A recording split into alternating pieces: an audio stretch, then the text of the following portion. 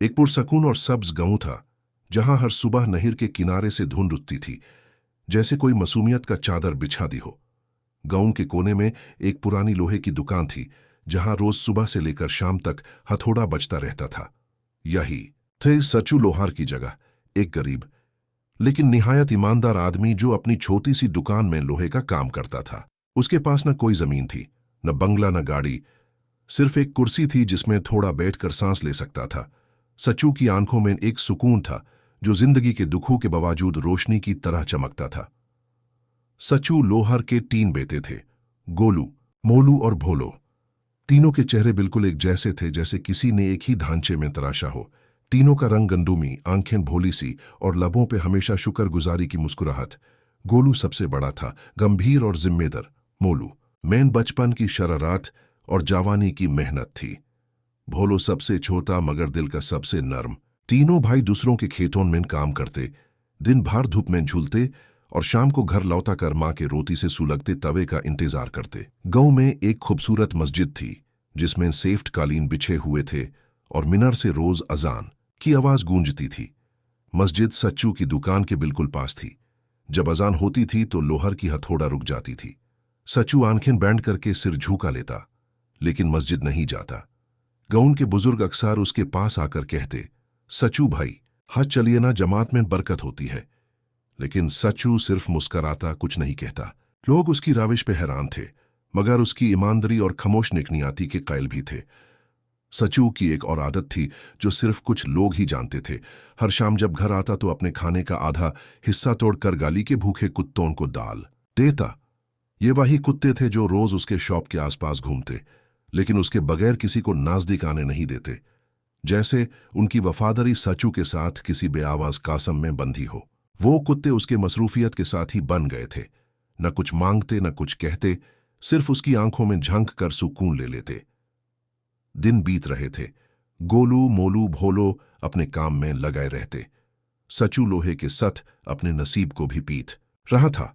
हर एक अजान के वक्त उसके हाथ रुक जाते, लेकिन नमाज में शिरकत कभी नहीं की। एक दिन अचानक गांव में खबर फैली, सचू लोहार गुजर गया। लोग झूठ समझ कर रह गए, लेकिन फिर मस्जिद से उसकी जनाजे की नमाज का ऐलान हुआ। जब लोग उसकी बॉडी देखने गए तो हैरान रह गए। उसकी कब्र से खुशबू आ रही थी। उस वक्त उसके कुत्ते कब्रिस्तान के बाहर लाइन में बैठे थे, बेआवाज, बेहरकत, जैसे उनका भी दिल टूट गया हो। जनाजे के दिन आसमान पर हल्की बदलियां छाई हुई थी। ना धूप थी ना बारिश, लेकिन फिजा में एक अजीब सुकून था। गोलू ने अपने अब्बा का सर संभाल कर आखिरी दफा देखा। मोलू ने आंखों से आंसू पोंछे और भोलो चुपचाप खड़ा था, जैसे वक्त रुक गया हो। जब जनाजा उठाया गया तो गाली के कोने से वो पालतू कुत्ते आगे बढ़कर लाइन में चलते गए।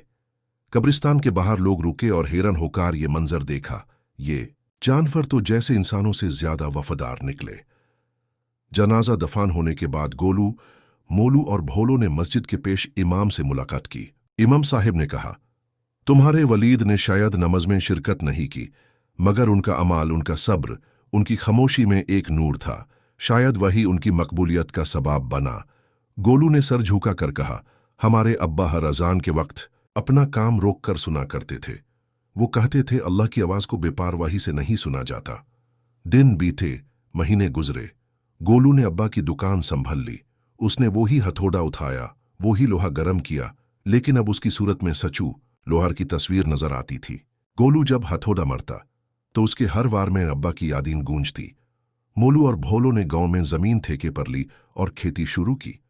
तीनों भाई एक ही जैसे चेहरे, एक ही सूरत, एक ही सूफियाना मुस्कुराहट के साथ गांव के लिए मिसाल बन कैसे उठ। सचू के बारे में लोगों के नजरिए बदलने लगे। अब जो लोग उसका भी नमाजी नहीं समझते थे, वो उसके दरगुजर अमाल को समझने लगे। एक बुजुर्ग ने कहा, इंसान का सच और उसका अंदर का नूर सिर्फ सजदों से नहीं, अमाल से चमकता है।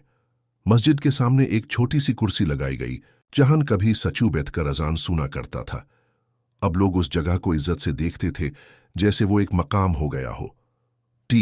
मोलू ने खेती में नए तरीके लाए। उसने पानी बचाने का निजाम बनाया और लोगों को रोजगार दिया।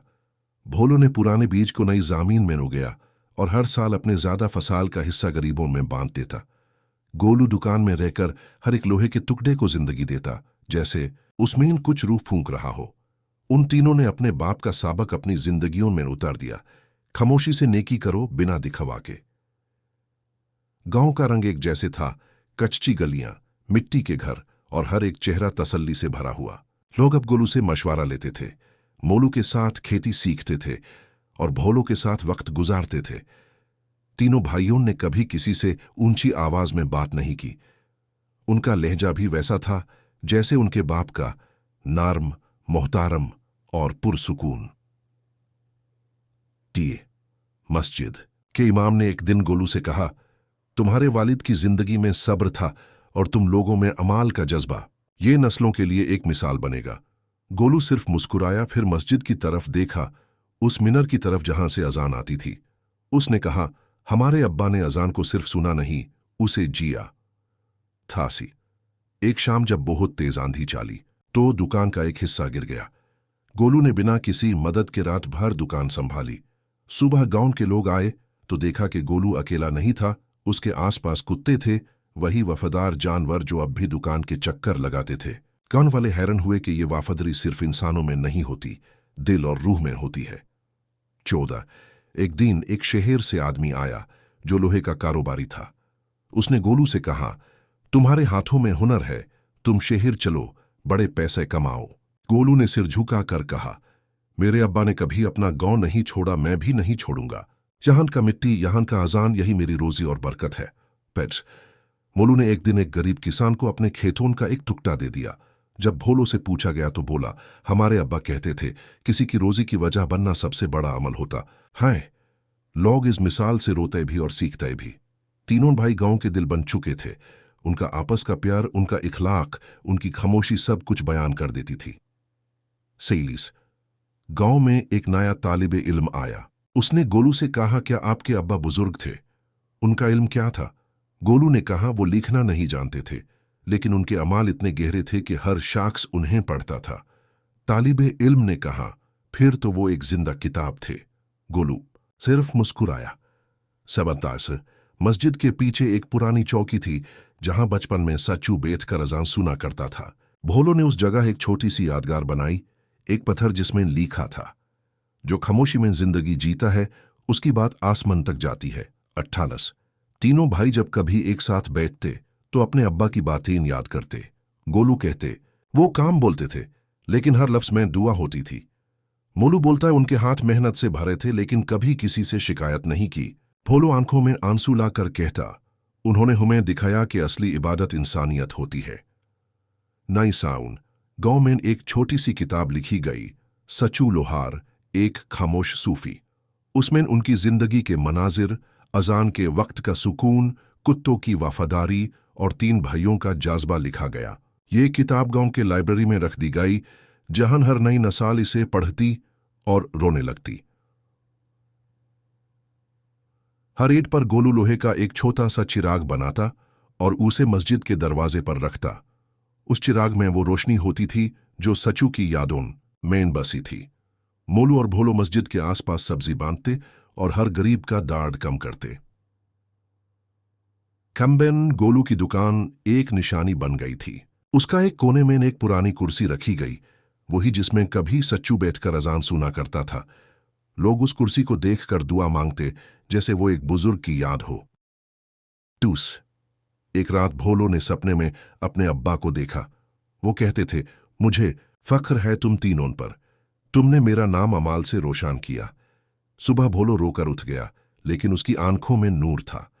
उसने गोलू और मोलू को सब बताया और तीनों ने उस दिन सिर्फ अल्लाह का शुक्र अदा किया। 23 गांव में लोग अब कहते, सचू लोहार मस्जिद नहीं आते थे, लेकिन हर मस्जिद में उनका जिक्र होता है। उनका नाम इबादत का एक नया मंजर बन गया था, जहां सजदा नहीं, खामोशी और अमाल को बरकत मिलती थी। 5 साल गुजर गए। तीनों भाई बुढ़ापे की तरफ बढ़ गए, लेकिन उनका जाज्बा वैसे का वैसा था। उनके चेहरे पे एक रूहानी नूर था। लोग कहते, इन माइन सचू लोहार जिंदा है। हर एक ने कहा, ऐसे बाप का असर नस्लों तक रहता है। 26 और आखिर में गांव के एक बच्चे ने अपने उस्तर से पूछा, अच्छा इंसान कौन होता है? उस्तर ने कहा, वो जो साचू लोहार, चाहे ऐसा होता है, खामोश वफादार, मोहसिन और अल्लाह की आवाज को दिल से सुनने वाला।